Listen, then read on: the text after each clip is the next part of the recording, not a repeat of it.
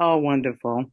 I just wanted to announce, as you might know, I am a registered nurse with over 40 years of nursing experience. I completed my doctorate in nursing.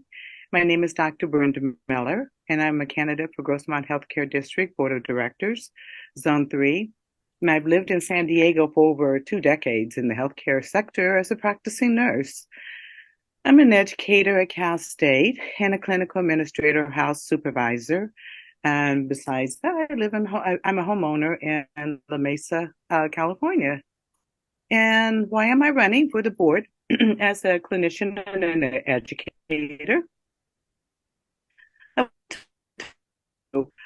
Policies. I take the time to review policies on healthcare, access to healthcare, safety, staffing, health equity, social drivers of healthcare, and a myriad of other issues that nurses need to provide guidance in our community.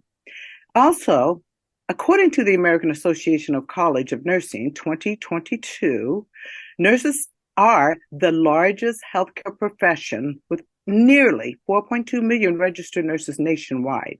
We're a large minority, a majority. 84% of licensed nurses are employed in nursing. After all, it would be extremely difficult for any type of healthcare to function without nursing guidance, input, services, and research. Thank you. I am Dr. Brenda Miller. I'm a candidate for Grossmont Healthcare District Board of Directors, Zone 3, and I would love your support and your endorsement. Thank you. Thank you, Dr. Miller. Fantastic. Anybody else on the Zoom? All right. We are going to go straight ahead to elected officials and or their representatives. So we've got Doug.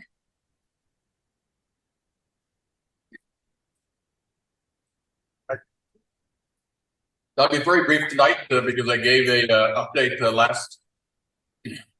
last month, and the legislature adjourned on September the 14th, and I talked about our 4 key bills, 2 of which have been signed when we met last month. There are 2 more that the governor has signed since then, and the deadline for signing bills was this past Saturday. The 2 bills that were signed since our last meeting is SB 487, which is a bill that protects healthcare workers who perform abortion services or gender affirming care services in other states where it may be illegal, or on residents of those states who are in California. If they face sanctions in the state that they came from, those sanctions will not be applied in California. And then second is SB 519, which is a bill that has to do with transparency and accountability in jails.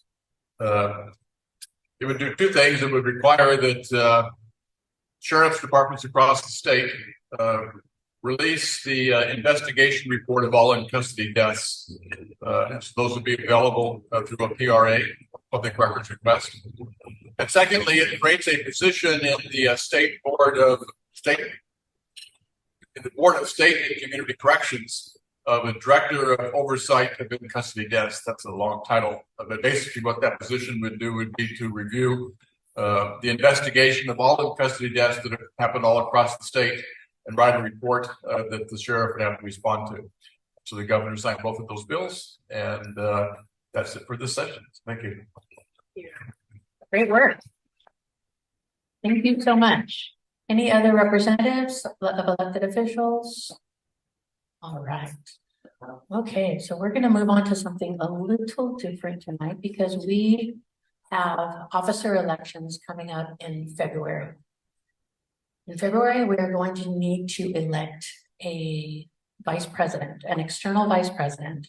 And for your reference, I put on the front of the agenda the job description of the external vice president. And that is the person we are seeking.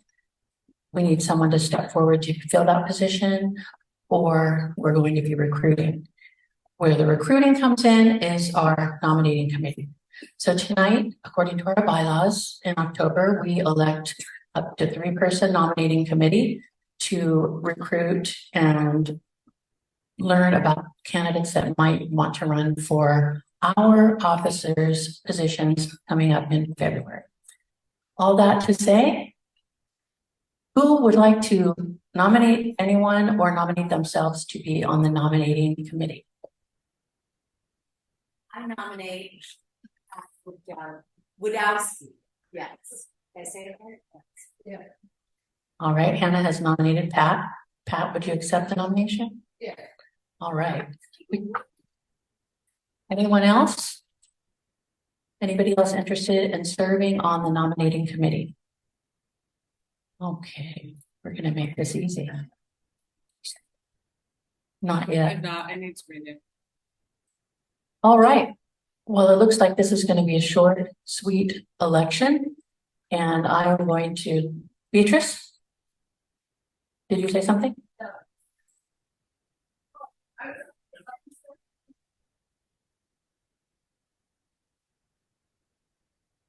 Pat was nominated.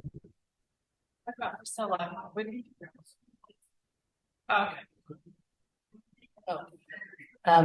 Priscilla, you've been nominated to be on the nominating committee. Susan. Would you like to accept the nomination?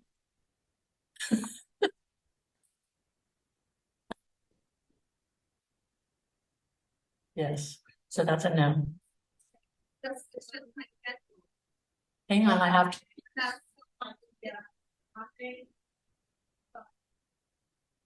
I'd like to nominate Beatrice Cubitt to be on the committee. Okay, accept. Wonderful. So now we have two people. We have Patricia Wodowski and Beatrice Cubitt nominated or to be on the nominating committee. Anybody else interested in nominating or being nominated themselves? All right. Well, then I am going to entertain a motion that we would elect both of them. Oh, sorry. Did you have Wait. Susan? I move that we accept both nominations. Do we have a second? Hannah seconds. It has been moved and seconded that Beatrice Cubitt and Patricia Wodowski be our nominating committee. All in favor? Any opposed? All right. It looks like our nominating committee is Pat and Beatrice. Thank you, ladies, so much. I really appreciate it. Let's hear it for them, please.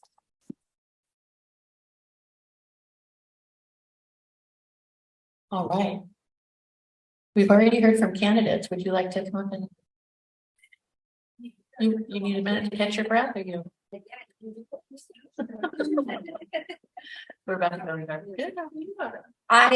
Hello, my name is Delfina Gonzalez, and I apologize. I just got off of work and I came straight over here. How many people know who I am? Because I don't like having to. Okay, one person. Okay, that's wonderful. Thank you. I have one person that knows me. So I'm a candidate right now running for Chula Vista District 4. And the reason why I'm running at this time is I've decided to put my hat in this race is because the person that is the person that is a city councilman at this moment, there's a lot of things that have been coming up in the newspaper. And my biggest fight that I'm having right now is that there's a beautiful park that is in the District 4 that is very close to the bayfront. And she plus the other city council members have decided to close it. And this is what's very concerning is that we need more open green spaces. We need places for our children to run and to enjoy. And in this district, there's only about 3 other parks compared to East Lake that has about 17 new ones that are opening, in this coming year. So that is something that is just very concerning. Besides, there's a vote tomorrow about allowing cameras to be placed without the citizens to have an opinion. So there's things that are happening in my city of Chula Vista. And I've been seeing what's going on with my community. This past 4 years, I've been very much involved with, the recall for Gavin Newsom, supporting and making sure that he wasn't recalled, helping, assembly people and different people that being part of the political council chair for my union and being supportive of elected officials or candidates that are here representing the Democratic Party. And right now, I've been noticing a lot of people in my South Bay area wearing a shirt that says LEXIT. And I had to ask them, what does Lexix mean? And they're like, oh, we are exiting the Democratic Party because we cannot stand what is going on in the South Bay. And I said, really? And how many people is happening in our community? And they're like, oh, that's over 2,000 have left. That for that reason, I decided to run because I believe and I know, and my record shows I am a woman of integrity. And this is something that our Democratic Party is struggling because we haven't had a chance to speak up. So again, my name is Delphina, and I appreciate the invitation to come and speak with you guys and an opportunity to say hello. Thank you guys. Thank you so much, Delphina. Appreciate it. Let's run over to Susan real quick. So later I'm going to be making an announcement in the announcement section, a little bit more talking about, well, Delphina was talking about her opponent. So we'll hold that, but stay until the announcements. All right. It's always great to see new folks here and new candidates that haven't been here to speak to us, and we really appreciate that. Oops. All right, it is time for our program. And we have a very special guest tonight, Ms. Mandy Havlik, and she's going to talk to us about her experience with child marriage. And thank you so much for coming, Mandy. Come on up.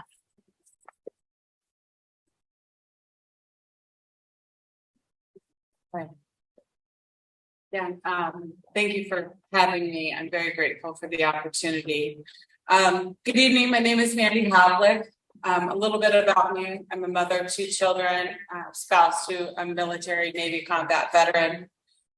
And as a member, I'm a member of the Peninsula Community Planning Board, the Ocean Beach Town Council. I'm very involved in my community, but I'm also Indigenous and a registered member of my tribe in Canada, Timiskaming First Nations. And so I do have a lot of service with regard to community, but I'm also the OB Point Loma Democratic Club secretary. And so I work with John and Susan, and I've met Kathy through our work to getting Monica Montgomery Stepp elected to the Board of Supervisors. So I'm really just encouraged to be here. So let's get down to business. I'm a survivor of child marriage. And I'm here today to just shed light on this pressing issue that's affecting lives of millions of young girls, not just here in the United States, but all around the globe. Before I get started with my presentation, again, I want to thank Kathy and the members of the San Diego Democratic Women's Club for giving me the opportunity to share my story, to share about the work being done to stop child marriage here in the state of California and throughout the United States. So I want to thank Becca Powell of Unchained at Last and Beth Heiserman of Zonta International. They're joining me online. So they're going to talk about their organization and about the work being done to be part of the solution to abolish this archaic practice. But being tonight that we are going to be discussing some sensitive topics that may cause emotional discomfort, I want to just remind everyone that this is a sacred space where we can feel safe sharing our experiences with each other. And I encourage you to step away if you feel emotional overwhelm or any discomfort during this discussion tonight. So this is your friendly trigger warning. So next slide. Worldwide, more than 650 million women alive today were married as children. Every year, at least 12 million girls are married before they reach the age of 18. UNICEF, which is the United Nations International Children's Emergency Fund, has found that worldwide that 1 in every 5 girls is married in their youth. But what you may not realize is that from 2000 to 2018, over 300,000 children here in the United States were legally married to adults. And the vast majority were girls not yet married, not yet 18, married to older adult men. Child marriage, by definition, is when one person is under the age of 18 and the other person is a legal adult. Even here in progressive California, we have archaic laws that still allow children to be legally married to adults with no minimum age restrictions. Unchained at Last, a survivor-led child and forced marriage advocacy group, conducted an analysis of the census data, which estimated California had at least 8,789 minor marriages in 2021. That number is based on respondents at the American Community Survey, who said that they were 15 to 17 years old and had been married within the last year. In the United States, children under the age of 18 are not able to legally sign the marriage certificate. So their legal parent or guardian has to sign the marriage certificate for them to be married. The California Penal Code defines statutory rape as sexual intercourse between two people, with one person 18 years or older and the other person as 17 years or younger. Parents and guardians can and are signing their children up to be legally statutory raped by an adult, and the child has no legal say or rights to say no. I believe the minimum age to be married here anywhere should be 18 years old, no exceptions. And I'm not arguing that when you wake up at 18 that you are built with this intelligence and wisdom that's going to allow you to pick a life partner. It really has to do with what's called legal capacity. When you turn 18, you have a bunch of rights that you are awarded at the morning you turn 18. And so, the next slide. I know how damaging this can be to a young girl because I lived it. My own mother signed my marriage certificate when I was only 16 years old. This was after I had run away from home to my grandmother's house in Colorado to try and get out of the forced relationship. I was with a 23-year-old man, and I had no legal recourse to even emancipate myself from my parents in the state of Arizona, and had exhausted every resource I had to escape the relationship. My journey started when I was just 12 years old. An 18-year-old man had taken interest in me at the strict Pentecostal evangelical church my family was attending. It was the only church I had known. I was born and raised in this organization and didn't know anything different. The church's focus was Christian fundamentalism and world evangelism through starting churches throughout the world with the focus of telling people about Jesus. The whole focus of the church was about God's will and will of God for your life. A lot of proselytization with regards to they believe in the end times or the rapture. And it was a very much a discriminatory environment that I was raised in.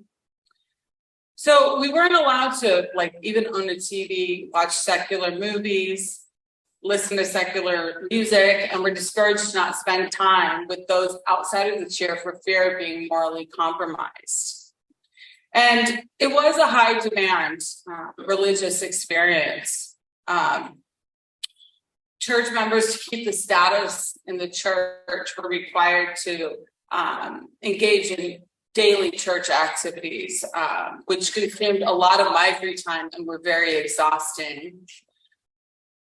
As our relationship progressed, we became physically affectionate during a church trip to Seattle, Washington in 1995. He claimed at that point that it was God's will for us to be married and for me to become a preacher's wife. Again, I was just 13 years old. He lived with a family friend in the church and was completing his final year of high school. We began courting each other and we were physically affectionate from the age of 13. During my early teen years, we would meet in secret. Our rendezvous and relationship were facilitated and encouraged by my mother. Often my mother would drive me to various sites so that we could meet in secret, sometimes without the knowledge of my dad. I believe my mom was using my relationship to further her standing in the church. And while I was attending high school, I got a job at a law firm as an office assistant.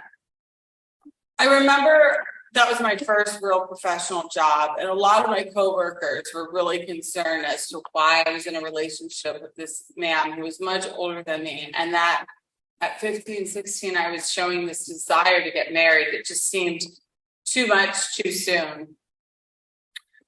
I went on and I graduated from high school at the age of 15. When I graduated, I was offered a partial scholarship to help cover all my entry expenses to get into Arizona State University. And my ex-husband and my mother encouraged me not to take that scholarship because it would come into conflict with what their plans were, or they called it God's plans for my life. So instead of starting college at the age of 16, I was engaged to be married. The dynamic in our relationship was incredibly unhealthy. The age difference had become an issue, and he wanted me to be subservient to him. And as you know, I have a problem with that. Sorry. I'm a mouthy bro. So it really did have a parent and child dynamic to the relationship, and he was very controlling. When I ended the engagement at 16, about 6 months later, both of my parents became really upset with me. My mom pressured me to quit my job at the law firm. She felt they were a bad influence on me. Because my parents were upset with me for ending our engagement, they started making my life at home really difficult and restricting my personal life with my friends. All of the liberties I had had outside of the home were taken away. And so a few weeks after I'd broken up with him, my mom had just been pestering me. I was not being supported by my parents. She was like, give him another chance. So meet him for dinner. So we end up meeting him for dinner, and I do this in the effort to appease my mother. And so when we meet for dinner, he spends the entire evening just attempting to get me to reconsider my decision and to reconcile our relationship with each other. And I had no interest in that, and I asked him to take me home. On our way home, he worked in construction, and he was involved in a custom home renovation, and he wanted to show me the process and how, where it was in the building process. So we ended up driving to this work site, and as we parked our car behind this huge mound of dirt, I realized there was nothing to be seen here. And he immediately turned to me and insisted I have sex with him one more time before we break up, because he deserved it. And I owed him one last time. I repeatedly refused his unwanted advances and was so furious that he had tried to forcibly take advantage of me at this dinner. I told him to take me home. So as he was driving home, he began to get really upset and emotionally irrational, and was begging me to take him back, and was refusing to believe that I did not want to be with him anymore. I repeatedly told him no, that I didn't want to get back together, and the relationship was over. This made him very angry, and he began to speed up the car and started to drive through red lights and stop signs. I screamed for him to stop, but he wouldn't. He reached over and began punching me in the face. He hit me so hard that he knocked me unconscious, and I passed out. When I came to, he was speeding through red lights and stop signs, and I began to plead for my life because I feared we were going to be killed if he came into contact or lost control. He finally calmed down, and we pulled over to a gas station. I go into the bathroom, and it's immediately clear that there is no amount of makeup that's going to cover this up. And so, ironically, I begin to feel guilty, thinking, oh my God, he's going to get in trouble. This is a huge evidence of something gone wrong, and he's unscathed, untouched. So we come up with a story that we'd have been, someone was attempting to rob us, and that's where I cured my injuries. And again, no one questioned why I was the only one who had these injuries. So I get home and I call a coworker early in the morning, and I tell her what's happened. We come up with a plan. I packed up my bags, and I was going to run away. And so mid-service, my dad comes and pulls me out of the service and takes me into the neighboring annex building. And he tells me that my mom's found my bags packed and they knew that I was trying to run away from home. I began to tell my dad the truth. And he proceeded to tell me how it was my fault and how could I have not expected that reaction from him, and that I had brought this upon myself because I had changed my mind and no longer wanted to be married, engaged to be married to him. I was done and desperate to get out of my relationship, and I knew I didn't want to be with him anymore, much less than marry him.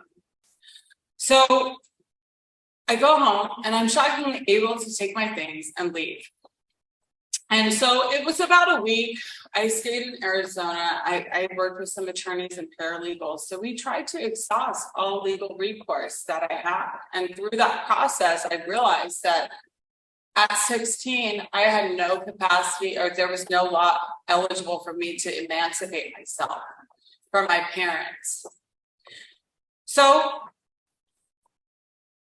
I exhausted all resources, and so they gathered up funds and they got me a one-way ticket to Colorado to my grandparents. You know, my grandparents had never been supportive of the relationship, and so they opened their home to me. They wanted me to stay with them and start ending up, you know, going to the college nearby.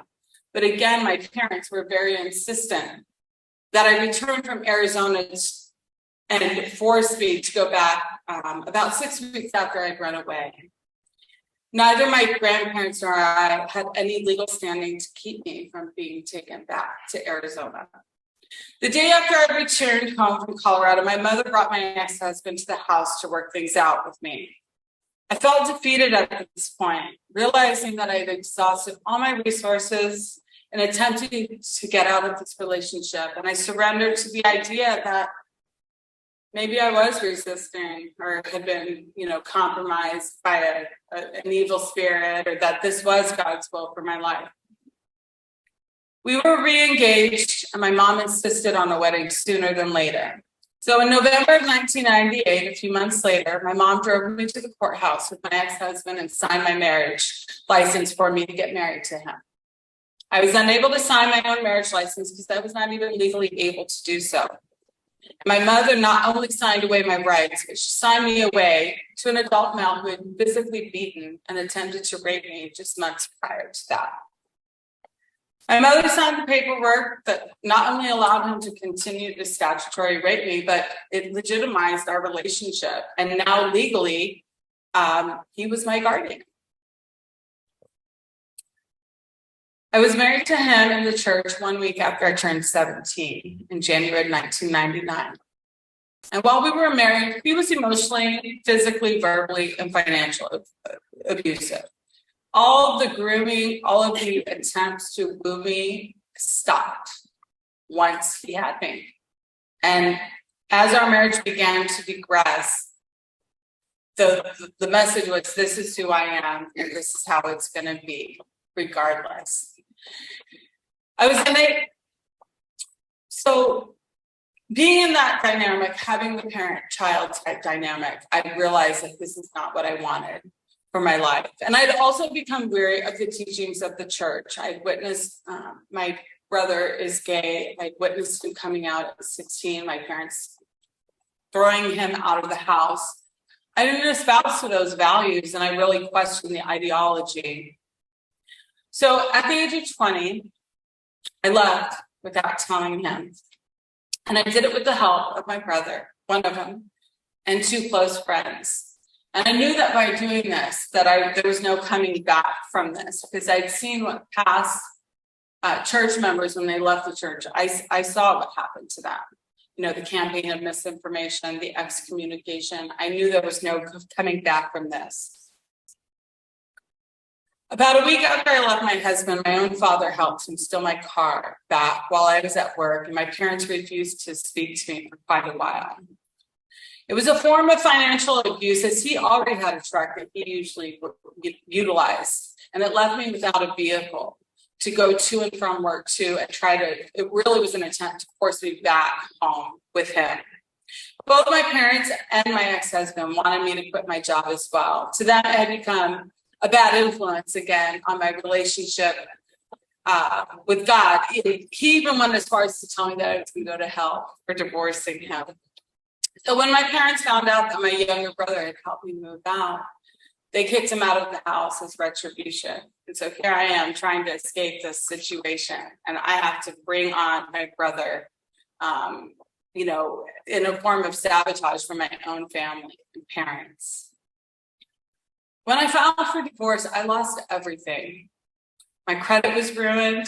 I gave him a majority of what he asked for because I just wanted to get out. I had to get a new job. I was excommunicated from the only church I had ever known in my life. I lost a lot of friends. My family even refused to talk to me. I still have no contact with the majority of the people that I knew for the first 20 years of my life. And this experience, it's negatively impacted my relationship. Unfortunately, my mom has passed. There's a lot of dysfunction in these types of families, unfortunately. And it's impacted the relationship that I have with my dad and my siblings. And it's robbed me of my childhood and so much more. And so I'm really thankful that I was able to escape this prison of the emotional, physical, financial, and spiritual abuse that was going on. And as well, I'm now in a loving relationship with a family. And I have 2 children of my own. And I think one of the things that's really tripping me out, the next slide, is that I have a 12-year-old daughter myself right now. And I can't even, being on the other side of the situation, even a few years old, I can't even imagine entertaining this. And so as a mom, I look back and although my marriage didn't happen here in the state of California, it's very emblematic of some concerns advocates have raised about the state's existing safeguards. They say that young marriages disproportionately affect girls in relationships with older men and are those in cults or religious organizations. And a lot of times it comes at the hands of family members who support these types of organizations or the union between the child and the adult. And so marriage before the age of 18 is a fundamental violation of human rights. And many factors interact to place a child at risk of marriage, including poverty, the perception that the marriage will provide protection, family honor, social norms, customary or religious laws that condone the practice, and inadequate legislative framework and the state of a country's civil registration system. And while the practice is common mostly in girls, it's a violation regardless of the sex. Child marriage often compromises a girl's development by resulting in early pregnancy, social isolation, interruption of schooling, limiting her opportunities for career, and puts us at a risk for domestic violence. So although the impact of child grooms has not been effectively studied extensively, marriage, again, would place like similar burdens on them as well, with putting them in situations where they're overwhelmed or they're immature for the situation. And so victim advocates warn that victims of abuse are unlikely to tell the truth about their situation to court officials for fear of repercussions at home. And so currently the law, if you're a minor in California, there is no age minimum. And you would have to go before a judge to determine if you are doing this on your own or if you're doing this under coercion. While I do appreciate that they have this practice, I feel like it may not be enough because in my situation, I would have probably gone along with that whole script to ensure that the outcome was a marriage certificate on the back end and doing that at the behest of my parents. And so, in conclusion, child marriage perpetuates a cycle of human rights violations, robbing young girls of their childhood, education, and opportunities. It denies them their fundamental rights to health, safety, and freedom, exposing them to a host of physical, emotional, and psychological dangers. By allowing child marriage to persist, we compromise the future of our societies, hindering progress, and perpetuating gender inequality. It is our collective responsibility to eradicate this harmful practice and ensure every child is given the chance to grow, thrive, and reach their full potential. We must act now to break the chains that bind so many innocent lives. And by working together, we can create a world where every child has the opportunity to blossom into their full potential, where childhood is protected, and where gender equality is not just a dream, but a reality. I want to thank you for letting me share my story. I'm so encouraged to be on the other side of this experience and to be an advocate for the laws and to be a part of the solution. You know, again, I have my own children at this point, so the lesson is very much burning every day as I watch my children grow into the young people that they're destined to be.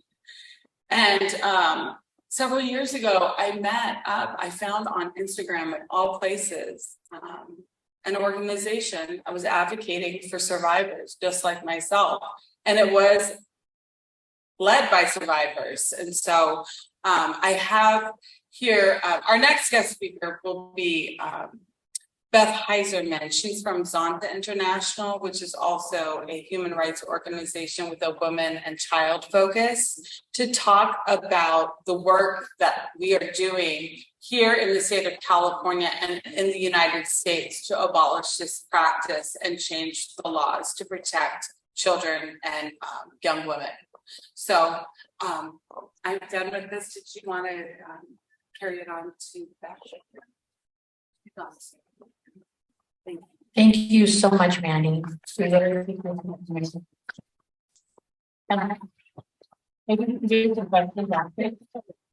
Great.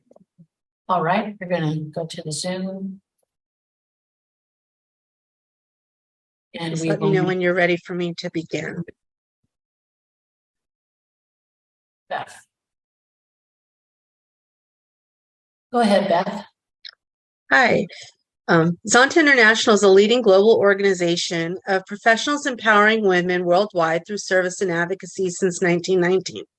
Hello, I'm Beth Heiserman. I'm the area director for District 9, which I cover the Los Angeles area of Zonta International, and we are currently starting a new club, which will be hybrid club for the Southern California area, which will also include parts of San Diego. And Mandy is a member of that club.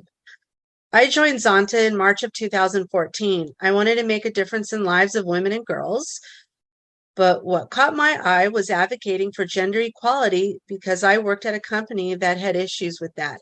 But in 2017, I read an article that touched me about ending child marriage that was about a woman and her story started in Southern California. My story was different, but it did touch home to a certain point that it made me emotional, that knew I had to do something. But with Zonta, I had the ability to do that. I knew that my Zonta club had to make a difference, and they needed to start now. I started a webinar to discuss topics that were difficult to talk about. I had topics such as ending child marriage, human trafficking and awareness, and PTSD. Other things I advocate for in Zonta that are dear to me are murdered and missing Indigenous women and ending gender-based violence. Next slide. And I'm not sure what's the slide number 2 that says, who are we? Because I can't see what slide you're on. Sorry.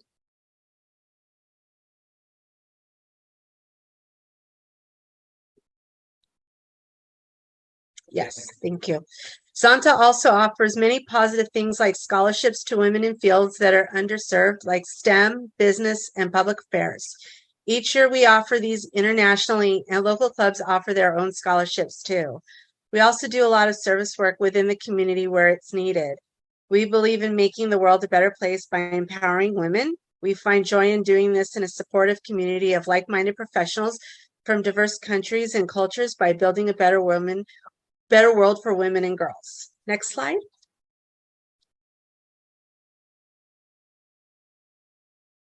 Slide number 3.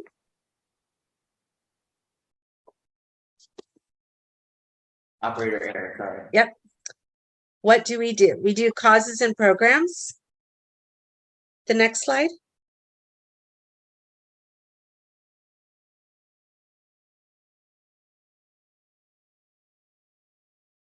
We advocate for gender equality and the empowerment of women and girls in all aspects of life. We end gender-based violence. We raise awareness of global pandemic of women's rights and violations and unite our members worldwide for fighting violence against women and girls.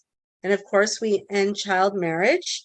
We work with partners to prevent child marriage in some of the highest prevalence countries, especially in America, where only 10 states are legal. And currently, we are trying to change that right now. While our Zonta clubs and members advocate for to end this human rights violation in their own countries. We also expand access to education. We support women's education through our own scholarships, fellowships, and awards through our international service projects, which very often include education of women and girls as key strategies. Next slide. Gender equality is a basic human right. We have the Sustainable Developmental Goal number 5. To achieve gender equality and empower all women and girls. While progress has been made, no country in the world has achieved gender equality.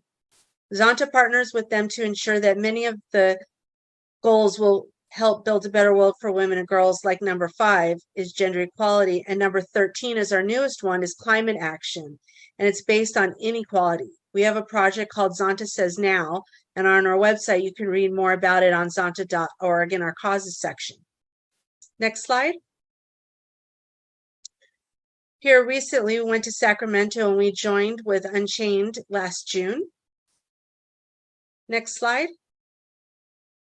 And then October 5th, we had a press event where we received a proclamation to end child marriage from the city of Burbank. Many Zontians from our district, not just from California, came to support us from Hawaii, Arizona, Nevada, and even our international director from Germany came to support us at this event. It was a big honor to have her here. We had several survivors tell their stories, including Mandy. Then the Vice Mayor Schultz presented a proclamation on behalf of Mayor Constantine Anthony, who cannot be in attendance. He thanked us for our advocacy, then said he can't speak for the council, but he did speak for himself. He will call upon our state legislatures, Senator Anthony Portantino and Senator Caroline Menjivar, to introduce the legislature to end child marriages in California. We have Congressman who wants to be a United States Senator, and that Congress can absolutely introduce legislation at the national level so that we can have a federal approach to end child marriage, he said.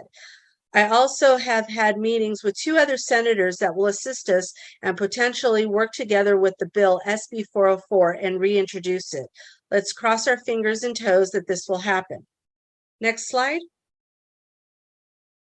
We have programs. We have international service projects, education, Zontians in Action, which is our local service. And then we have another project called Zonta Says No to Violence Against Women. Next slide. Then we have our international service projects. We have Adolescent Girls Health and Protection in Peru, Her Health and Dignity, Our Priorities, Strengthening Services for Survivors of Gender-Based Violence, Engaging Girls on Climate Change in Madagascar, and Ending Child Marriage. Again. Next slide. And then these are pictures of our projects. Next slide. And then here's our 16 Days of Activism, Zonta Says No campaign, which was launched. Women's rights activists have observed November 25th as a day against gender-based violence since 1981. The date was chosen to honor the Mirabel Reyes sisters, 3 political activists from the Dominican Republic who were viciously murdered on November 25th, 1960 by ordeal of Rafael Trujillo, the country's ruler. Day, the sister, made it her mission that she would survive so that she was able to tell her story. Just like Mandy, she told her story tonight. It is so important to hear survivor stories. because if we don't hear their stories, we would never know what happens to them. I worked for the cousin of the Reyes family here in Los Angeles, and this story always gives me chills, and it's doing it right now. After this, his mother moved him and his sisters to New York to be away from the violence. The color orange symbolizes energy, fire, danger, and a brighter future, and free of violence. It also serves as a means of demonstrating your solidarity in eliminating all forms of violence, and it's therefore used as the color of the International Day of the Elimination of Violence Against Women. As a show of solidarity, the world will be illuminated in orange by Zontians around the world. As you heard Mandy's story today, this is why it is so important that we eliminate all forms of violence. So on November 25th, wear orange to end child marriage and all forms of violence against women and girls around the world. Next slide. We offer 4 forms of scholarships: Amelia Earhart, JMK, Public Affairs, and STEM. Next slide. Amelia Earhart, she was a member, and we honor her by giving out annually a fellowship to 35 women pursuing aerospace or space science scholarships. Next slide. This past January, we gave out the 2022 award to our local winner here. It was very exciting. She won for planetary sciences. She's a student here at UCLA, and we gave out the YWPA award also that received it from Conejo Valley. Next slide. 2 weekends ago, we gave out the 2023 awards and the past fellows. On the bottom were the current winners, and then the top row were the fellows who were the past winners. And then we have Dr. Andrea Ghez, who she won the Nobel Prize for Physics. Only 4 with now 5th women. Now we have a 5th woman who won it, who just won it a few weeks ago. But she was the 4th woman ever to have actually won it in physics. And I will say it was an absolute honor to sit in a room who has won this, because the original woman was Marie Curie. And it was something of an absolute honor to be in a room with someone of that caliber. Next slide. So we want you to understand that we are here to help build a better world for women and girls by ending child marriage and all of the things that we do to help women. Next slide. So we stand with women and girls worldwide. We have Zontians around the world in 63 countries, and we are adding countries, hopefully 2 more countries this year. We're in, we have 1,100 clubs. Next slide. And we make a difference. And if you're interested in joining Zonta, feel free to reach us. Next slide. And there's our information. You can reach out to Mandy or to me. And we have a separate website just for ending child marriage called stopchildmarriages.org.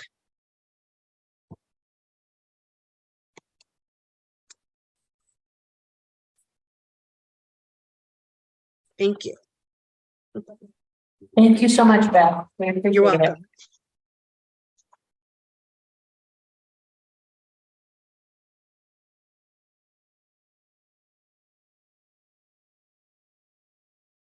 it. We'll share that link. Well, We'll share that link. And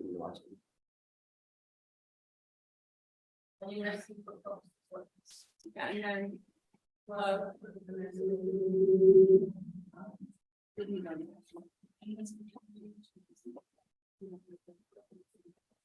okay. We're going to send the link to the video out in our minutes email. All right. All right. And now we have Becca. So our next speaker is Becca Powell with Unchained at Last. They're on the East Coast, and she is the coordinator for that organization. So she's going to talk a little bit about the work that they're doing here in the United States, as well as our work with Assembly Member like Connie Petrie Norris, what the plan is for here in the state of California. So you have the floor, Becca. Thank you for joining us. Thank you, Becca. Good evening, everyone. Thank you so much for inviting me to speak on this important topic. And just thank you so much, Mandy, for sharing your story. Every time you tell it, it gives me chills. And I just really appreciate you being able to really share your story with the world and do this life-changing work. So I just really want to acknowledge that and thank you. My name is Becca Powell, and I am the Director of Advocacy and Outreach for Unchained at Last. Unchained is a survivor-led nonprofit dedicated to ending forced and child marriage in the United States through both direct services and systems change. Unchained was founded by Frady Reese, a forced marriage survivor, who out of her own traumatic experience started a nonprofit specifically to provide crucial wraparound services, always for free, to folks who were in or facing forced marriages. And I'm pleased to tell you that since our founding in 2011, Unchained has provided direct services to over 950 individuals in the US and in countries around the world. However, as the years went by, we were beginning to see a really disturbing trend. More and more minors, primarily girls, were reaching out for help. And when an adult reaches out who is facing a forced marriage, it's obviously a terrifying situation, but Unchained can almost always help that client. But when a minor reaches out, there's almost nothing we can do. In most states, like California, we could face criminal charges for helping a minor run away from home to escape from a forced marriage. So because of this, starting in 2015, we began our mission of systems change, going state by state to advocate, and in some cases even write bills to set the marriage age at 18 with no exceptions. And I'm pleased to tell you that since our first victory in 2017, we have set the marriage age in 10 US states at 18 with no exceptions, providing protection for the 7.5 million girls who live in those states. And as I would love to tell you that California was one of those 10 states, but unfortunately, as you heard from both Mandy and Beth, we still have a lot of work to do here in the Golden State. I just want to really quickly reiterate the current law in California and the problems in the current law. So in California, one parent, it doesn't even need to be both parents, one parent can enter a minor of any age into a marriage with judicial approval. And as you heard, there is no minimum specified in the law. And this loophole is extremely dangerous for two main reasons. The first is that when a minor is being forced to marry, their own parent almost always plays an important role in facilitating that marriage. So what we've seen is that, parental consent is really no more than parental coercion. And additionally, there is that judicial review process, which includes a long list of quote unquote safeguards that were put into place in 2018, but they do little to mitigate the risk of forced marriage. For example, the court has to interview the minor, but that puts the onus on a terrified teen who might be being forced to marry. As Mandy said, it might not be enough. And anecdotally, I can tell you it's definitely not enough.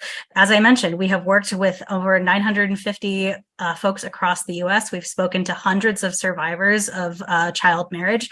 Not a single survivor that we have ever worked with or spoken to who lived in a state where they had to speak to a judge felt like they could be honest with the judge about what was happening to them. There just simply isn't a safe way to do that. They either have to lie to the judge or they can tell the truth and then be sent right back to the parents that are trying to force them into that marriage in the first place. So obviously what they're going to choose to do is lie to the judge, unfortunately. And as Mandy said, just another important aspect of the law I want to point out, sex with a minor in California is rape unless somebody first marries that minor. And it creates this get out of jail free card for somebody who wants to have sex with somebody who's under the age of 18. Additionally, I don't believe it was mentioned tonight, but when a minor is married in California, they're automatically emancipated. And usually in California, a minor can't be emancipated unless they're at least 14 and they prove their own financial independence and lawful income. But nobody's looking at that when we automatically emancipate a minor just because they're married. So unfortunately, what that does is it forces a minor to become financially dependent on their spouse, which is a huge risk factor for domestic violence. And it's also one of the main reasons why domestic violence survivors said that they stayed in abusive relationships. Additionally, it can lead to teen homelessness. 70 to 80% of marriages that begin when one of the participants is under the age of 18 ends in divorce. 70 to 80% of those marriages end in divorce. And if a minor is financially dependent on their spouse and that marriage ends, where are they supposed to go? We've seen some of them end up on the street. And additionally, the automatic emancipation provides an incentive for forced marriage. People ask us all the time, why would a parent force their child to marry? Well, here's the reason: to avoid a child support obligation or to get out of a child custody battle. There was a recent case we worked on in Idaho where a woman's estranged husband paid a man money to marry their 16-year-old daughter because he wanted to get out of that child custody battle that was keeping him from moving out of state. And unfortunately, the woman found out too late when her daughter had already been married, and she fought it in the courts. She fought it all the way up to the Idaho Supreme Court, and she lost. The court said she's married, she's emancipated, there's nothing else we can do. And unfortunately, she never got her daughter back. So those are just some of the really dangerous aspects of the law.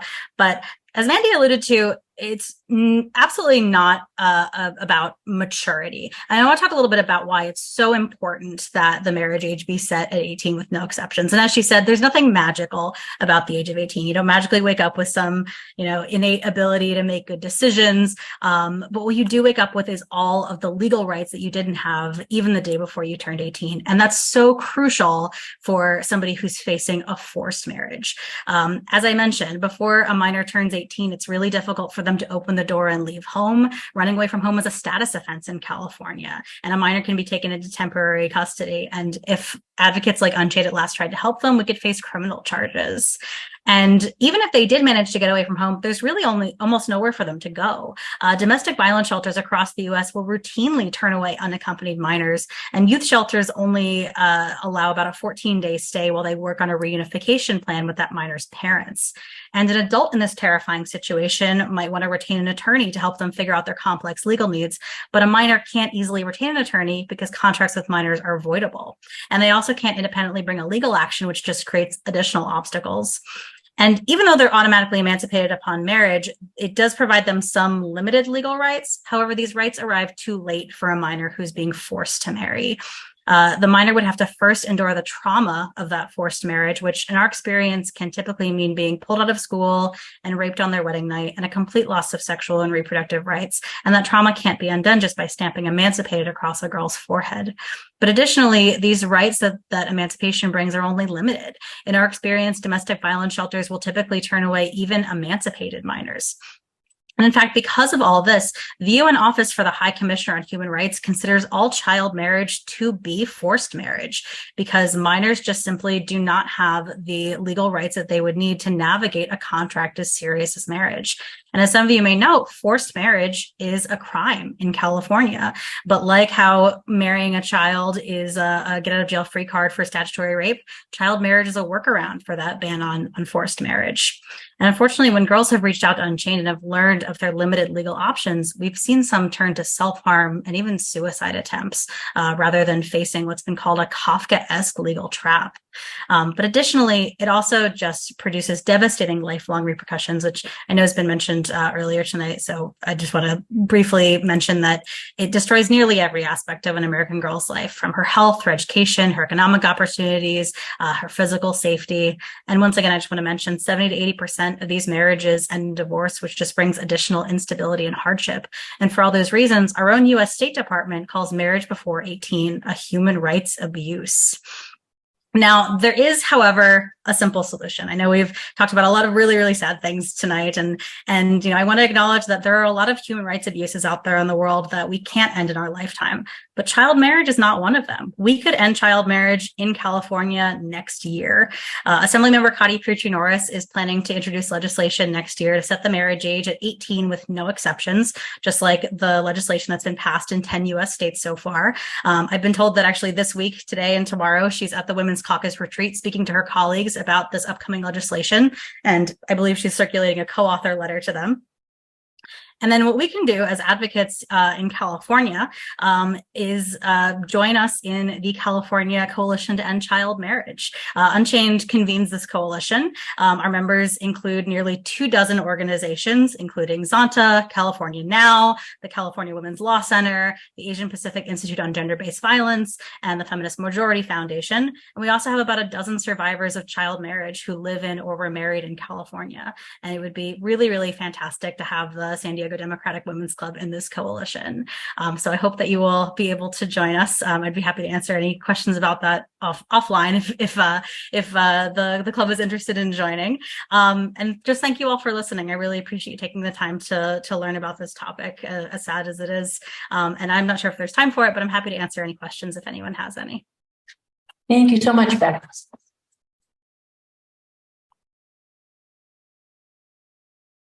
All right, any questions, ladies and gentlemen? All right, I'm gonna leave this mic.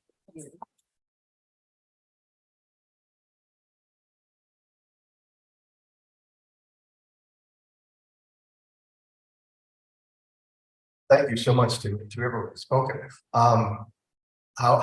What we can possibly believe that this happens in backward third world countries. Not in California. This must not happen in California. I have 3 nieces that I adore. I raised them, they were 11 and 12 when they lived with me, and I can't imagine anyone hurting them. What arguments does anyone in Sacramento make against this legislation? How is this possible? Okay. Great question. Well, if you take a look at the back of your agenda, there has been some opposition. We have had some opposition, unfortunately, from Planned Parenthood, with some concern to access to abortion rights of minors. And we do have a response. Kathy has been so diligent in reaching out to their organization, and they provided a response from the Planned Parenthood affiliates of California. Another obstacle is with regards to ACLU. They had some concerns with the law and the proposal. And so on the back of the agenda, there's a worded response from both of those organizations that I would like to share with you. And maybe Beth and Becca, I don't know about California, but I have had heard some very disgusting excuses for the continuance of this. But I think once you look at the data and realize that this is not an unexplained pregnancy, people close in age, a lot of it reflects that these are much younger women with much older men. And then, as Becca stated earlier, that the divorce rate is even higher than those who are of age and make that choice. It's 70–80%. So Becca, if you want to speak about any other obstacles or excuses as to why this is still a practice. Yeah, I can definitely just kind of speak a little bit about some of the opposition that we've received in California, specifically from the ACLU. So just to kind of summarize the ACLU's argument, they did write a letter of opposition when there was this exact same legislation, set the marriage age 18, no exceptions, in 2018. They submitted a letter of opposition basically saying that marriage is a civil liberty and nobody should be denied the right to a civil liberty. And I think all of us can agree that there is nothing new about us age gating civil liberties in this country. Owning a gun is a civil liberty. And as my boss, Unchained's founder, pointed out to members of the ACLU of California, should a toddler be allowed to own a gun because it's a civil liberty? And the person she spoke to said yes. So that was kind of when we were like, all right, I'm not sure we're really arguing in good faith here at this point. That is some really unfortunate pushback. But I will mention that, across the U.S., in most of the states we've worked on, the ACLU has either been supportive of ending child marriage or they've remained neutral. ACLU National does not take a position on child marriage. They are neutral. It's just California, which kind of was the first state to speak out and really go hard for we should keep the Institute of Child Marriage. And unfortunately, because of ACLU of California saying that, the ACLU of Illinois kind of copy pasted their talking points, and we're hearing the exact same points from them in Illinois. We're hoping it won't spread much farther than that. I think ending child marriage in California and Illinois will do a lot to kind of suppress that that argument that they have that we somehow can't age gate a civil liberty when it's clearly well established that we can. And then as for Planned Parenthood, I will say that they did not. Oh, and I will just say that because of ACLU's opposition in California in 2018, that is why the bill was watered down from 18 no exceptions to what it is now, which is no minimum with all of these supposed safeguards in the law. And Planned Parenthood did not oppose publicly. We heard that they were kind of working behind the scenes to water down the bill. And yeah, as Mandy said, it was this concern that somehow ending child marriage would have a negative impact on reproductive rights. And, you know, it's really important to remember that California has secured the right to choose. You know, it's well established in the Constitution that that California allows for reproductive rights. And also, it's really important to point out that there is Supreme Court precedent for this. There is a case, Bellotti v. Baird, which ruled that child marriage needs to be treated different from, or minor marriage needs to be treated different from minor's abortion, because abortion is time sensitive, whereas marriage cannot be is not time sensitive. You know, if a 16-year-old wants to get an abortion and the law says, no, you can't, you have to wait until you're 18, you have denied her an abortion. But if you say to a 16-year-old who wants to get married, you have to wait till you're 18, you've only delayed her ability to get married. You haven't denied her the right to get married. So that's kind of summarizing what that ruling is. But additionally, there's some really interesting research that Unchained was just able to get from a law firm that I can't circulate yet. We're still finalizing it. But the gist of it is part of it was they looked at the 10 states that have already ended child marriage, you know, and their record on reproductive rights since ending child marriage, and there has been no slippery slope. All of the states that have ended child marriage have actually gone on to strengthen reproductive rights following the Dobbs decision. So we're hoping that with that, and also just with a huge groundswell of support from folks in California, that we can convince the legislature, like, hey, we know that ACLU is going to oppose, and that's really scary, but at the end of the day, so many more people in California want you to be the next state to end child marriage. So try to block out the ACLU's opposition. They got it wrong this time, and sometimes they get it wrong. Do we have any other questions? All right, we've got a question from Doug. You mentioned that there are 10 states that have established 18 as the age to get married.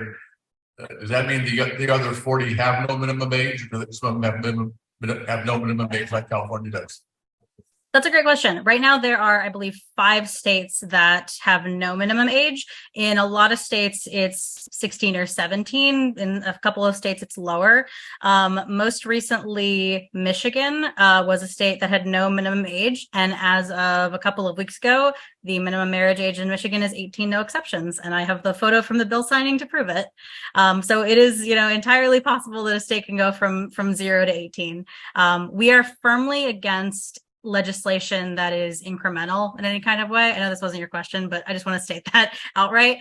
We are 18, no exceptions. That is our hashtag. That's the only requirement for joining our coalition, is that you agree with setting the marriage age at 18 with no exceptions, because it's, you know, it's just as dangerous for a 17-year-old to get married than for a minor of any other age. They just don't have those legal rights until they turn 18. But yes, I think when we started our advocacy work in 2015, it was over half of the US had no minimum, but in the years since, many of them have raised it to, you know, 15, 16, or 17.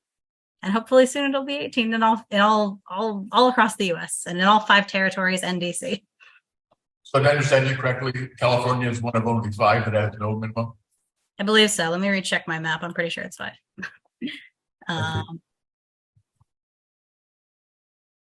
We have it on our website. I'm just taking a quick look. I think people to hear the stories of how parents are influencing their children to get married at a young age. And I love, age 18 or no exceptions. Is there any laws that if there is something that they see that they're being forced, let's just say, possibly, immigration families that are coming from Somalia, and that's what they did back in that country. Now they're doing it here. Is there something that could be punishable legally if a parent is, educated and still forcing their children to get married at such a young age? So the legislation that we advocate for doesn't have any kind of criminal statute tied to it. It's really, really simple legislation, which makes it really easy to kind of, sell to legislators because it doesn't have a criminal aspect. It costs nothing. So it never has to go through any kind of appropriations committee. It really just takes the existing marriage statute, which in most states says you can only get married at 18 unless blah, blah, blah, and just crosses out everything after the unless, so that the statute just says you have to be 18 to get a marriage license. And, it would not stop anybody from having like a non-legally binding or religious marriage before the age of 18. But it does make it so that the state is not complicit in this, child abuse and oppression of primarily girls. So exactly what does it take to make this happen? Is it something that has to go before the state legislature, or is there a ballot vote? Sorry, I didn't quite hear the question. It was, What will it take to make this happen? There's legislation that works and to make it a law. Yeah, so as I mentioned, Assemblymember Kati Preetor-Norris is going to be introducing legislation in February. I have been having some great conversations with members of the legislature, primarily members of the Women's Caucus over the last couple of weeks, just kind of introducing them to this idea, kind of telling them the same information that I've told all of you tonight, and why this upcoming legislation is going to be so important, and just urging them to co-author the legislation when the time comes. And so far, we have been having some really great conversations. It really appears that there's going to be a lot of support, especially from the Women's Caucus, which is such a force in California. So once that bill is introduced, there will hopefully be a hearing, and we as the California Coalition to End Child Marriage would love to coordinate oral testimony with members of the coalition. We will most definitely be inviting survivors to speak at that hearing if we're able to have that much sway over it. And yeah, it just needs to go through the regular process of any legislation. So passing out of one chamber, going into the next chamber, and then getting to the governor's desk. And we would be pretty surprised if he vetoes it. There's only been one governor who's ever vetoed a bill to end child marriage, and unfortunately that is Chris Christie in the state that I'm currently in, New Jersey. But so far every other governor has seen the child marriage bill cross their desk and been like, yes, this is a good idea, and signed it. And we very much think that Governor Newsom would do that. Is there anybody in particular you would like us to lobby? Any other politicians below governor that we should be lobbying to get this bill passed? Because it seems absurd not to have it. I would recommend Assemblymember Tasha Warner Harbath. She's our coastal rep or your state assembly member, because when this does go before them, they're going to be making the vote on this. So you would want to voice your support and say, hey, there is a fellow survivor here in our party or here in the region, and we have utilized my story and submitted it and sent it on to the local politicians here in the region to share that there is a child marriage survivor here in San Diego. But it's really just one, if you want to be a part of this, join these organizations, we're part of the work, or contact your state assembly member and say, hey, I know this is coming down the pipeline and I want to be assured that you are not going to allow this practice to continue.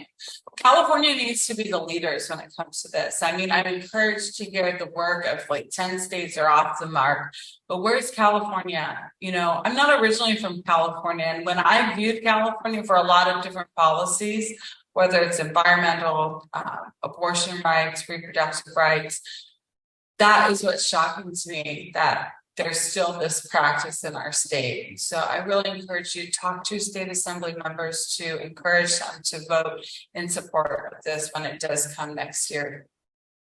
And you said February. February, yes, 2024. But I think that, I mean, I know you're doing a lot of labor on this. So I'm trying to take using more of the making of short statement that we can copy and paste and you can send it to. Yeah, you know what I'll do is when we follow on with all the links that they've provided, maybe we can ask Becca, do you have like an ask that we can do with the coalition that they can receive with a follow-on email? Yes, so we have an email campaign that Unchained set up. So I'll pop that link in the chat, and that one you just put in your address, and it targets your legislators.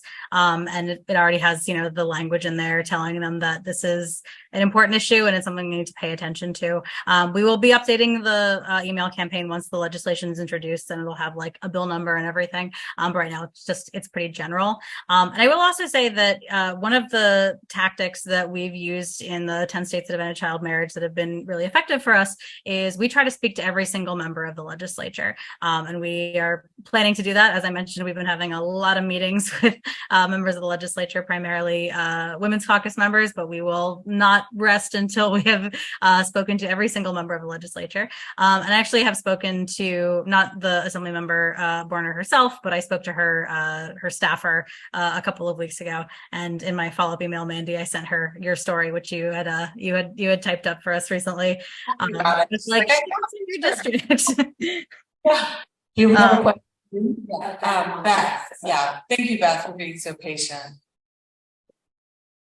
Oh, Yes, I did want to say, answer a question that someone had said about bringing in migrants or something like that. When we did research, yes, they do that. And what is legal in California is that you can marry your cousin. And so California and many other states in the United States, you're allowed to marry your cousin. So they do that in that format. But the number one religion in California right now is Christianity of child marriage. So you're seeing that a lot. So it's not necessarily the migrants that is the number one contributor to child marriage as what you were saying as migrants. So it is actually Christianity and is not migrants bringing in for child marriage. So it's not quite what we thought. So when we did the research, and I can send that information to you, Mandy, of some information that we have found out recently. Awesome. And then also I do have in the links here for the Zonta USA, we have the California Coalition, and I also have our child marriage trifold for people and our links to zonta.org and the Zonta USA website. We will have those links available for you in our follow-up email. Yeah. Just one question. In California, a child can be emancipated at age 16. Is that correct? I believe it's 14. That was the last time I checked. What? I believe it's 14. Okay, so then an emancipated minor can make their own decisions about, legal decisions, correct? So, sorry, one moment. I will check on that. I don't know if I have in front of me the various things that an emancipated minor in California can do. I am uncertain if even emancipated minors could, for example, hire an attorney or get into a domestic violence shelter or file a legal action in their own name. But as I mentioned, the limited rights that an emancipated minor would get once they're married, they would have to first endure the trauma of a forced marriage to get those limited legal rights. Becca, I have a question for you. Yes. Could you send us the coalition information so that I can present it to the body and we can consider signing on? Can you send that to me in an email? Absolutely. I think I do have your email. Yes, I will email you after. Or if you get it to Mandy, Mandy can get it to me. Perfect. All right. Thank you, ladies, so much. It's been so informative. We really appreciate you being with us here tonight. Again, I do want to thank you all for the opportunity to speak on this. I know it's not something that you hear about every day, and I for years thought it was something that was just a fluke. I had experienced not a lot of people had. And so to be finding fellow survivors and realizing that this is much more of a serious issue and it's still happening. And I'm 41 now. So it's just great to be part of the group of ladies and the organizations that are doing the work to find the solutions so that others are not robbed of their childhood. So thank you for your time. Thank you. Thank you so much. Sorry to jump in here just to answer a question. California Penal Code 261.5. The next day minor cannot consent to sex or marriage under the age of 18. Think of it as the county or the local governments being their legal guardian versus themselves. So domestic minor does have limited rights, but not the right to marriage or sex. Thank you. Google is a wonderful thing. All right, so we're going to move on to our next agenda item, and that is opportunities to support our endorsed candidate, Monica Montgomery Stepp. As we all know, election day is coming up on November 7th. Ballots have already dropped. If you're in District 4, you should make sure you get that into the mail or into a official drop box. And we have some opportunities. Monica's still raising money and she needs volunteers. So in our follow-up email, I will include a link that will let you sign up for canvassing or phone campaign coming up in the next few days. And then Susan has information about a fundraiser.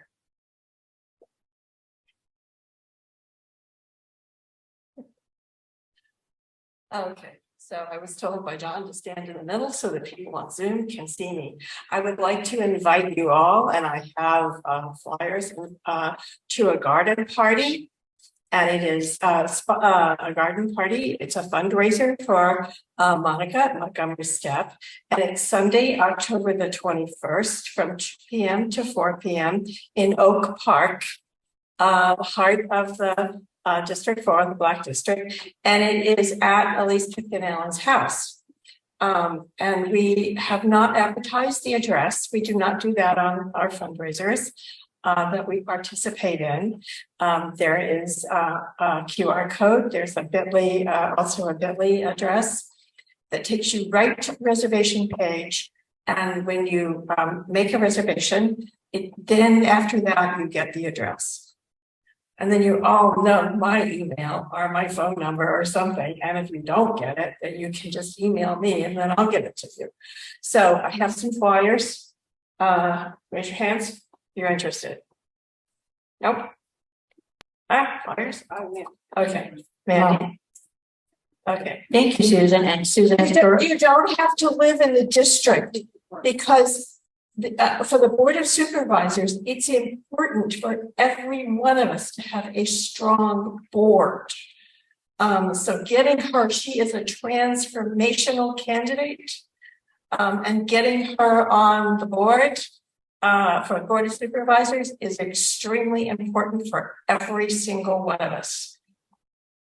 Now we only have a couple of weeks to final push. All right. So up next we have a call for unfinished business or new business. Anyone? Business?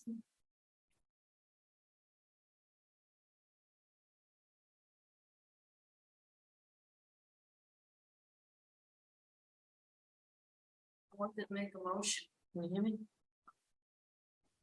I'm sorry to bring something up so traumatic, but I would like to make a motion for the Democratic Women's Club to issue a statement denouncing Hamas's violent attacks on civilians and any future violent attacks on civilians on both sides of this war. I'd like the statement to condemn the brutal treatment, murders, and kidnappings of unarmed civilians and the ensuing violence against Jews and Muslims in our own country. I have seen the unedited helmet cam and phone videos filmed by Hamas during the attack. I have seen videos of babies burned alive, women raped and brutalized, young children tied up and beaten to death. These were filmed by Hamas and posted on social media for the world to see on apps such as Telegram, where they have been aggregated on pages such as The Truth About Israel and many other pages. We can denounce a dangerous, militant, theocratic government whose founding purpose is solely to annihilate the Jewish people, as you can see online in Hamas's own charter. Hamas is the Taliban. Look what it has done to Afghanistan. Hamas is ISIS. Look what it has done to Syria. Hamas is the militant Islamic State of Iran, who has repressed and hung thousands of Iranians and created an extremist fundamentalist state. Iranians held a big rally last week in San Diego supporting Israel because they said they know what Islamic extremism has done to their country. There has to be a clear line drawn to give people a place to go to support modern Muslim governments, peoples, and cultures versus Islamic fundamentalist extremism, such as what has taken hold in Syria, Afghanistan, and Iran. I have a friend of over 35 years, my old boss, who is Palestinian and owns 2 hotels in Ramallah and lives in the West Bank. I spoke to him on Sunday, right after the attack, when I messaged him to see if his family was okay and how he was doing. He phoned me back on WhatsApp and said Muslims in the West Bank do not want to live under Hamas. He said what they did was wrong and will only hurt Palestinian people and Muslims around the world, and that he is worried about Hezbollah militants getting involved. He also said Egypt won't open its gate. It doesn't want any Hamas extremists to come into their country amongst the Palestinian civilians. We can only hope that the new coalition government that is formed after last week's attack with the liberal Green Party and Netanyahu will find a way to create peace and a two-state solution where both peoples will thrive.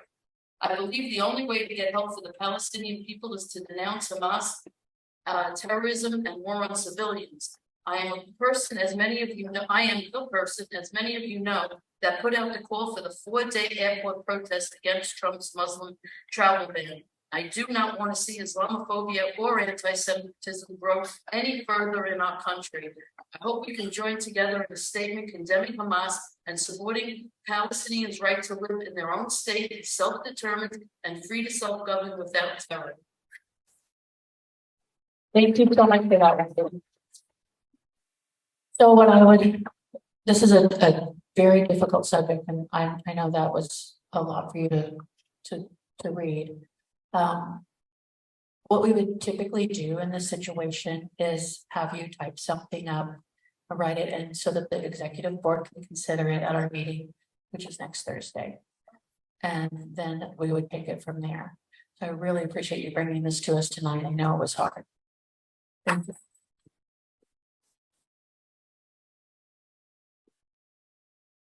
And any further new or unfinished business tonight? All right, let's go through officer reports. I would like to do my officer report first, and that is to remind everybody that the party has a convention coming up on October 28th. It's going to be in Escondido. If you're interested in that, we will include the link in the post-meeting emails. Pat, do you have a report? Thank you. Pat will pass. I believe we have 122 members. 124. 124. We had 2 new members this month. And then our treasurer report from Beatrice. We have a balance of approximately $4,119.50, and 1 year and now. Welcome, new member. Thank you very much. Please mention the new member. Sure, we have a new member. Is that okay with the new member? Mention the new member tonight. That's our speaker, Delphine.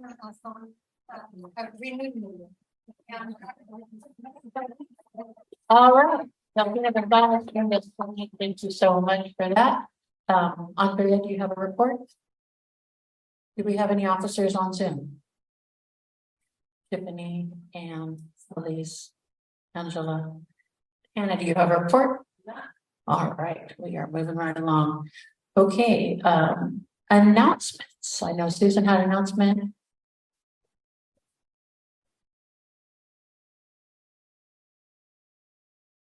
We're running all around.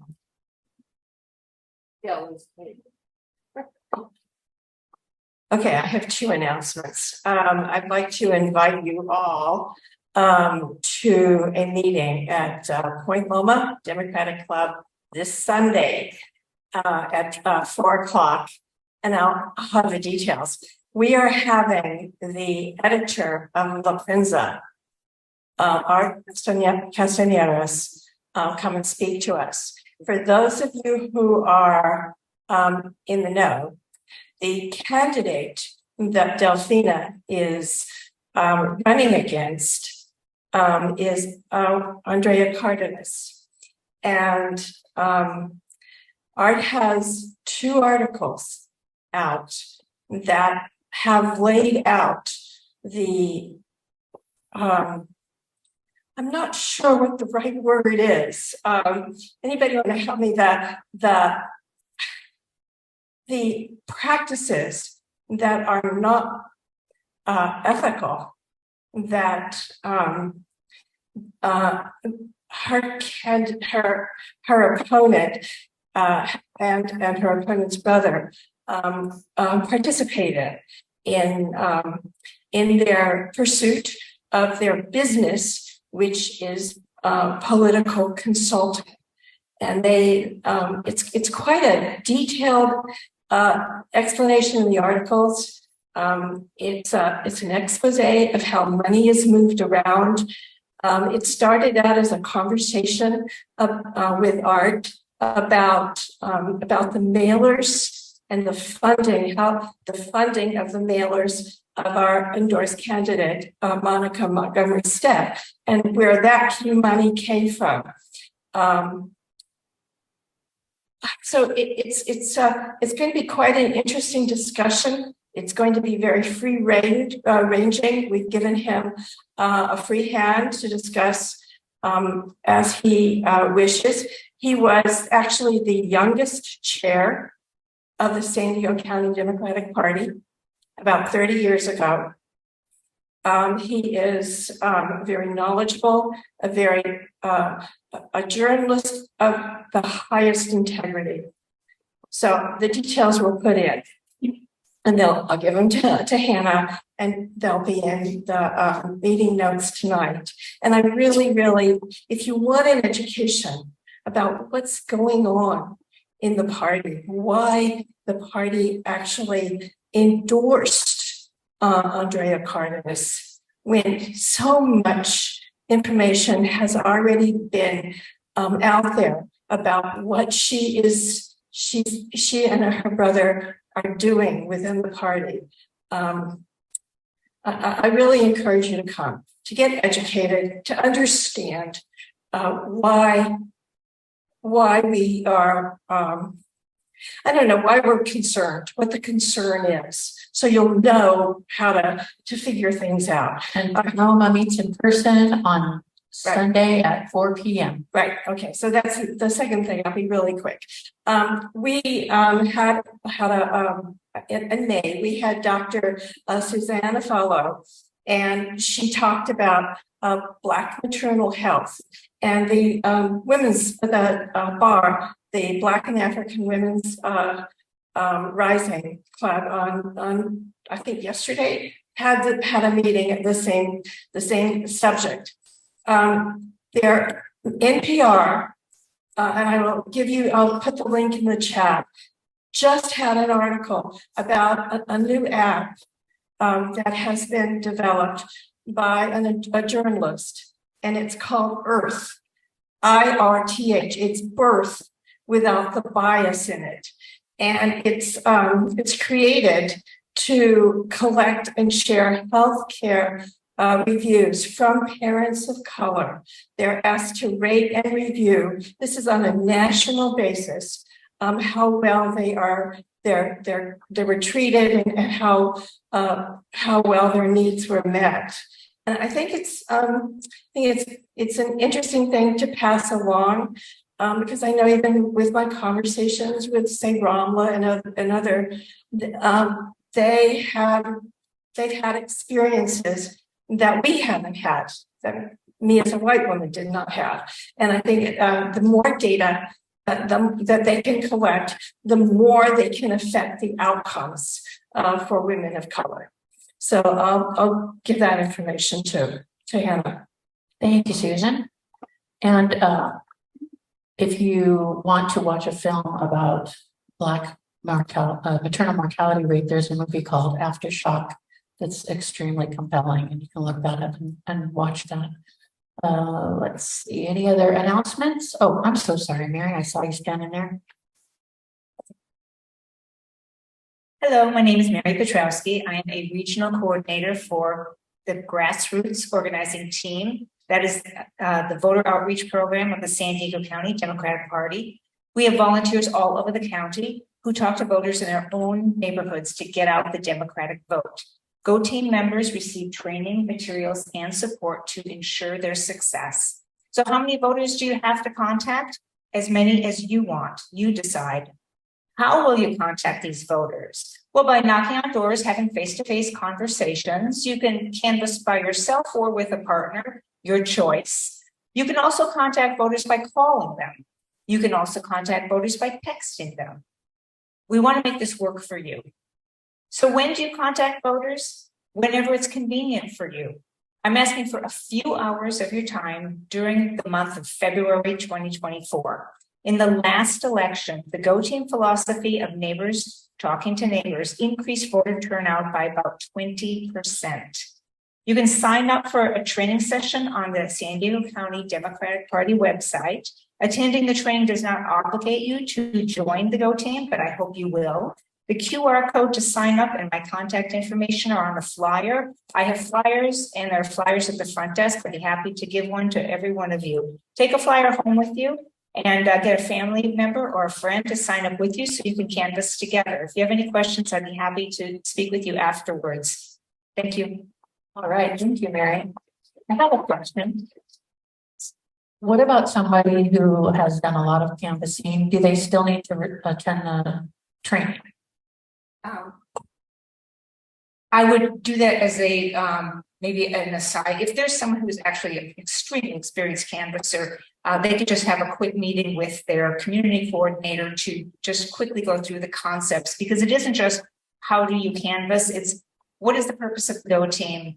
And so you understand why are we doing this? I volunteer with other organizations, literacy programs and such. And yeah, we all understand this is to improve literacy, but if you understand that organization's philosophies, you have a very different thought process in your volunteerism with whatever organization that you do volunteer with. So yes, I may have a volunteer that is extremely experienced, and I know he's incredibly busy, so he may not be able to attend one of the training sessions. The community coordinator can just work one-on-one, just maybe for 30 minutes or 15 minutes, just quickly go through, make sure you understand why do we do what we do, how do we do it, and that's it. Great. Thank you for that question. Of course. Thank you. All right. Do we have any further announcements tonight? All right. We have reached the end of our agenda and we will be adjourned. Thank you all so much. Feel free to stick around and talk to our guests for a few minutes. Thank you.